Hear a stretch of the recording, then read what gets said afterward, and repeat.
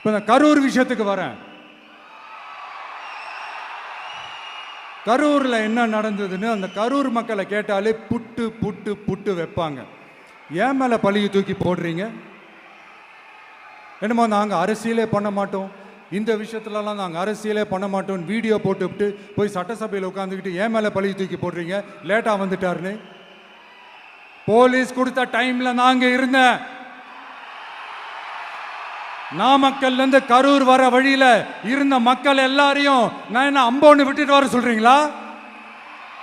நாமக்கல்லேருந்து கரூருக்கு நான் எப்படி வந்தேன், எவ்வளவு நேரத்தில் வந்தேன், உலகமே லைவ்ல பார்த்துக்கிட்டு இருந்தது. வாய் கூசாம ஏன் மேல பழி தூக்கி போடுறீங்க? ஒரு மனசாட்சின்றது வேணாம்? சரி, நீங்க தான் எதுவுமே பண்ணல சார்.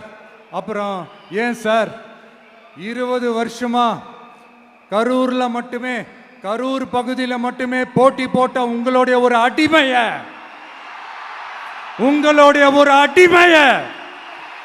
ஏன் கோயம்புத்தூர் வரைக்கும் ஓட வச்சீங்க?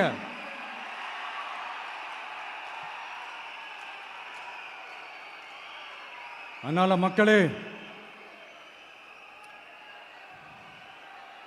அத்தனை வழிகளையும் தாங்கிக்கிட்டு உங்களுக்காக நீதி கேட்க வந்த இந்த விஜய் இப்போ நான் உங்ககிட்ட